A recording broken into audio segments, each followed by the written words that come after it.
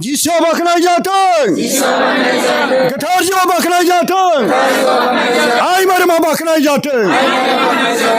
दिनै जोंनि गेजेराव मानगोनां जोंनि अनजाग्रा अनजालि बर' बिमानि सासेल' नायलोजाल' जोंनि अनजाग्रा फेरेस्ता बसुमतारी बियो जोंनि गेजेराव आलासि महरै जेरै बे जोंनि बे जायगायाव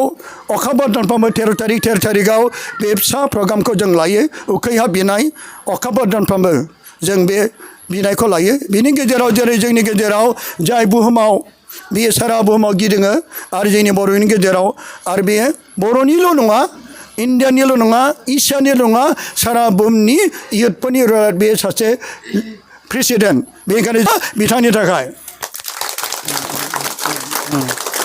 जों बिथांजों लोगोसे ज' ग्रुप फट' लादों आरो भिडिअ लादों इसोरा बिखौ बोर होथों आरो अराय सम बिथाङा जोंनि थाखाय हादरमानियाव बिनो खावलायथों जोंनि बे हादराव थानाय गासैबो बर' फिसाफ्रा इसोरनि रायजोआव आरोबाव अरलांथों बिनि आरो बै गुबुन हादरफोरनि थाखायबो जोङो बिगोन बिथांमोना खोन्थाहैनायजों जों मोजां सोमोन्दो लाखिनायनि गेजेरजों बिथांमोननि थाखायबो जों बिगोन जिसुआ बाखनाय जाथों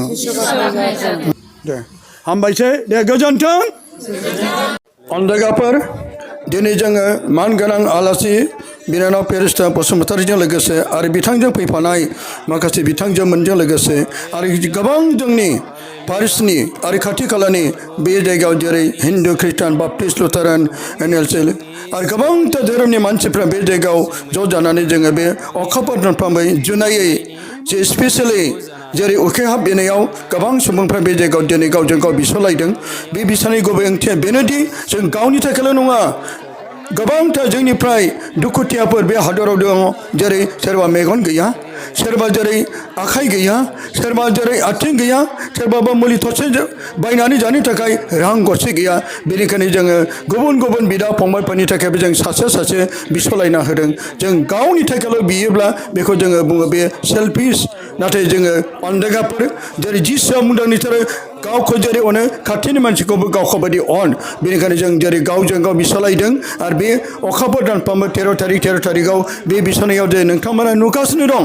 जोंनि अनजाग्रा फेरेस्ता बसुमतारीयाबो जेरै बियो गुबुन बिदा फंबायफोरनि थाखाय जोंनि खाथिनि आइ आफाफोरनि थाखाय बेबायदिनो बिस'ना होनायखौ जों नुनो मोनगासिनो दं अनजाग्राफोर बेनिखायनो जोङो बे बुहुमाव थानाय गासैबो बिदा फंबाय बिब' बिनानावफोर दुखु गोलैनाय हावरिया मावरिया आरो बेबायदिनो खाना खोजा लेंग्रा लेंग्रि सोरबा न' बां गैया सिगांसे गैया बिसोरनि थाखाय जों बिनो नांगोन आरो बे बिनायनि गेजेरजों दिनै जोङो बे अखाफोर दानफ्रोमबो जेरै जों गावजों गाव बिस'लायनायनि गेजेरजों जों इसोरनियाव बिनानै जोङो होदों आरो जों गावनि थाखायल' नङा बुहुमनि गासैफोरनि थाखाय जों बिस'दों नोंथांमोना दिनै बे बिनायखौ जों गाव गावनि थांखिफोरखौ फोरमायना गथायदों अनजायगाफोर जों दा उनावहाय आरोबाव नुनो मोनगोन बे बिनायनि गेजेरजों आरो जोङो जोंनि फोथायनायखौ जों इसोरनियाव लाबोदों अनजायगाफोर आरो मानगोनां अनजायग्रा जाय फेरेस्ता बिनानावबो दिनै बे बिस'नायाव जोंजों लोगोसे दिनै दासिमबो दं बिनि उनावहाय जोङो आरोबाव थांगोन जोङो जाय आंनि सासेल' फिसा जाय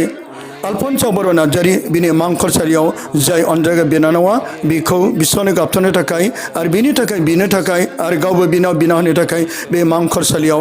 बिनो थांगोन आरो जों दानि समाव नुनो मोनबावगोन अनजायग्राफोर बे सावगारिफोरनि गेजेरजोंनो गोबांथार सुबुंफोरनि माखासे सोखाजानाय टेस्टिमिनिफोरखौ आरो जाय अनजायग्रा फेरेस्ता बिनानावा बियो बै हादराव रम हादराव बियो गावनि लोगोसे वर्ल्डनि पृथिबिनि गासैबो जोहोलाव सेंग्रा सिख्ला लोगोफोरजों बे मोनसे मेहेरगोनां जाय गोथार पप फ्रान्सिसजों लोगोसे आरो गोबांथार फोथायारिफोरजों लोगोसे आरोबाव कार्डिनेलफोरजों लोगोसे बे मोजांथार जथुम्मा मेहेरगोनां बिथांमोननि बे गासैबो सावगारिफोरखौ जों नुगासिनो दं नोंथांमोना बेखौ दानि समाव फारि फारि नुलांनो मोनगोन गोजोन्थों बेयो आलफन्स' बर' नार्जारीनि मांखरसालि जाय अनजायग्रा बिनानाव फेरेस्ता बसुमतारीया दिनै बियो खोनानो मोनदोंल'मोन आंनि फिसाजो आलफन्स' बर' नार्जारीया थांनाय 2023 मायथाइनि 4 एप्रिलाव बियो एसएलइ बेमारजों बे बुहुमनिफ्राय हरखाब रुंसारि जालांनायखौ जायखौ लानानै बियो गोबांथार खोनानानै दुखु मोनदोंमोन आरो बे गावनि बिबुंथियाव बुंदोंमोन जाय आलफन्स' बर' नार्जारीखौ बियो अदालगुरियाव जोनोम मोनदोंमोन आरो बे आंनिनो सासेल' नायल'जाल' जाय आफा इसोरा बेखौ हरदोंमोन नाथाय फोरबोआ गावनो हरबाय आरो गावनो लांफिनबाय नंगौ सोरबा गोबां सुबुङा थांखि लायो गोबां मिजिं लायो गावनि फिसा गावनि बिमा बिफा आरो गासै गावनि बाय बाहागि गासै सुबुंफोरखौ लानानै गोबां मिजिं गोबां थांखि थायो नाथाय मानसिनि थांखि एबा मानसिनि साननाय बायदि नङा गासैबो थांखिया इसोरनि आखायावसो जायखौ लानानै दिनै जों फोरबोनियाव गथायदों आरो बे गथायनाय थांखिखौ लानानैनो जाय अनजाग्रा बिनानाव फेरेस्ताया बे गोजान जायगानिफ्राय जानो हागौ बियो गुबुन हादोराव दंहैब्लाबो दिनै बियो आलफन्सा बर' नार्जारी सोमोन्दै बे गोबां खोनाबाय आरो मिथिनो मोनबाय आरो बियो मिथिनो मोननायजों लोगोसे बियो आलफन्सा बर' नार्जारीखौ बियो इसोरनियाव गथायदों आरो आलफन्सा बर' नार्जारीनि दुआरैनो बियो गावबो फोरबोनियाव बिनो थाखाय बेखौ खावलायदोंमोन दिनै बिनि मांखरसालियाव गावनि न'खरनि गासै नांगौफोरनि थाखाय गावनि दुखुथिया बिमा गावनि न'खरनि गासै बिदा फंबाय बिब' बिनानाव गामिनि आरो हादोराव हादर मानियाव गावनि जोहोलाव सेंग्रा सिख्ला गासै लोगोफोरनि थाखाय बे जाहाथे बिनो हायो आरो गावनि फिसा एबा बियानि फिसा बायदि असे अननायजों बे आलफन्सा बर' नार्जारी बे मांखरसालियाव आखाइ खबजबनायजों गावनि गोरबोनि मैखुनजों बियो जिसुनियाव बिसोरनि थाखाय बियो फैदों जाय बिनाया जोंनि थाखाय मोनसे गेदेरथार इसोरनि दान जाय बिनाया जोंनि मोनसे इसोरनिफ्राय फैनाय बे गिफ्ट आरो बे गिफ्टखौ लानानै जाय अनजाग्रा बिनानाव फेरेस्ताया दिनै बे बिगासिनो दं नायहर दिनै बे गोरबोनिफ्राय बियो आलफन्सा बर' नार्जारीनि जिउनि थाखाय बियो सुसंग्रा अरनि थाखाय बे बिदों जाहाथे बियो आलफन्सा बर' नार्जारीया बै सोरगोरायजोआव फोरबोजों लोगोसे थानानै गोथारफोरजों लोगोसे थानानै आरफोरजों लोगोसे थानानै बियो गावनि थाखायबो बिस'नानै होयो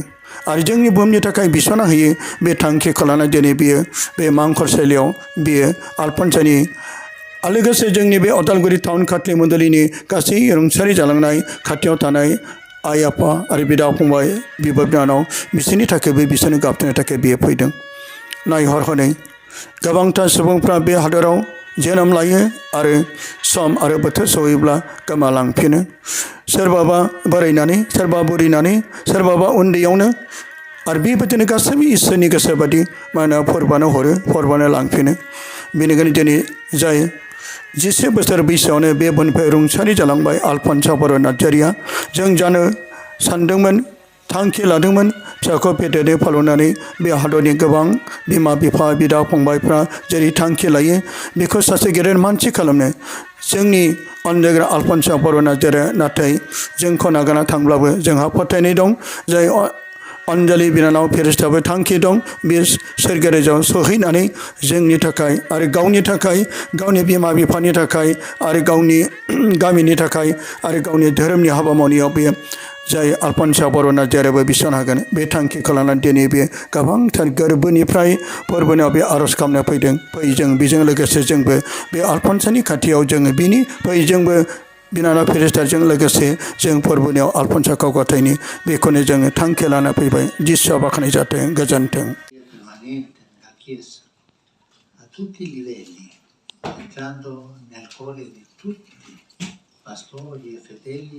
fino a diventare uno stile ecclesiale condiviso.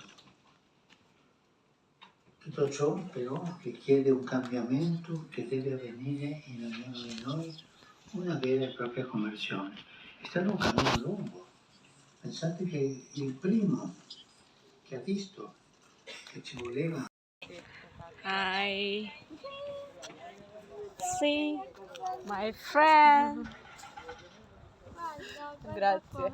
Grazie. Here. Ciao, ciao. Alvera. Buona giornata. Ciao. Ciao. Ciao. Vedi che bello qua.